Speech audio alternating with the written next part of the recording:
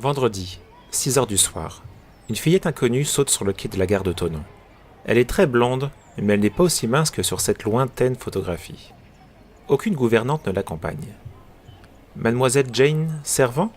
Denis est devant elle, tournant entre ses doigts un béret crasseux qu'il a retrouvé dans le bûcher. Elle-même. Alors, vous êtes mes cousins? Comme elle est bien habillée, et ce beau chien noir sur ses talons doit être à elle. Elle regarde l'éclair, et elle ne rit pas. Non, elle ne paraît pas les trouver si affreux que cela. Et elle n'a pas ce sourire supérieur de Gaëtan. Je suis bien contente de vous retrouver. C'est gentil d'être venus tous me chercher. Elle est un peu pâle dans son tailleur noir. Oui, elle doit être fragile.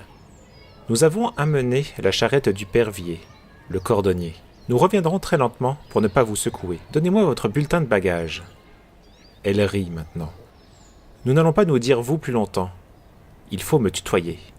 L'éclair commence à être rassuré et le retour en carriole sur la route qui domine le lac est délicieux.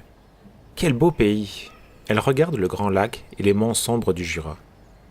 Votre père l'aimait beaucoup, murmure Nicole, qui ne sait pas quoi dire. Jane serre les lèvres et ses yeux brillent soudain, noyés de larmes. Il ne faut pas me parler de mon père ni de l'Amérique. Pas encore. Vous êtes orpheline comme nous, fit Françoise.